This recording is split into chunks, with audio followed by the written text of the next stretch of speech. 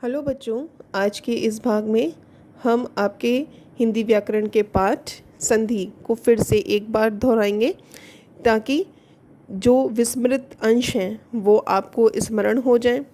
इस संदर्भ में हम जानेंगे कि संधि किसे कहते हैं, ये कितने प्रकार की होती हैं तथा इनके क्या क्या बदलने के क्या क्या नियम होते हैं।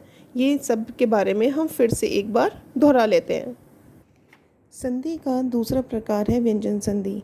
व्यंजन संधि के भी 3 नियम होते हैं: सघोष संधि, अघोष संधि और मूर्धन्य संधि।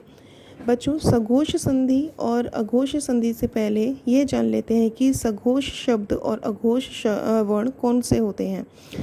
वर्णमाला में प्रत्येक वर्ग का पहला, दूसरा वर्ण और श, स और स अघोष होते हैं तथा तीसरा, चौथा, पांचवा वर्ण और य, र, ल, व, ह सघोष होते हैं। तो पहला नियम है सघोष संधि। यदि अघोष व्यंजन के बाद स्वर हो या सघोष व्यंजन हो तो अघोष का सघोष हो जाएगा। इसका दूसरा नियम है अघोष संधि।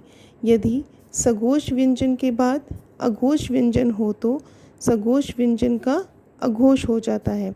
और इसका तीसरा नियम है मूर्धन्य संधि।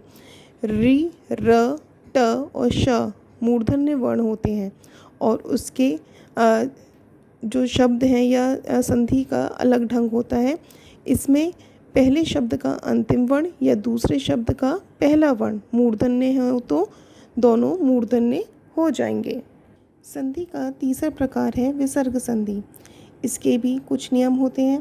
पहला नियम है कि सघोष व्यंजन से पहले अंघा, बड़ा अंगा का औ हो जाता है, जैसे तमहा, धन गुण, तमोगुण। इसी तरह से इसका दूसरा नियम है छोटा आ या बड़ा आ से पहले आने वाले विसर्ग का आधा र हो जाता है। इसका तीसरा नियम है यदि विसर्ग के बाद च, छ या श हो तो विसर्ग का श आधा श हो जाता है। और इसका चौथा नियम है यदि ई के बाद र हो तो ई का ई हो जाता है, जैसे नि, धन, रोग, निरोग। इस तरह से बच्चों हमने स्वर संधि, व्यंजन संधि और विसर्ग संधि इन तीनों के नियमों को दोबारा समझा है।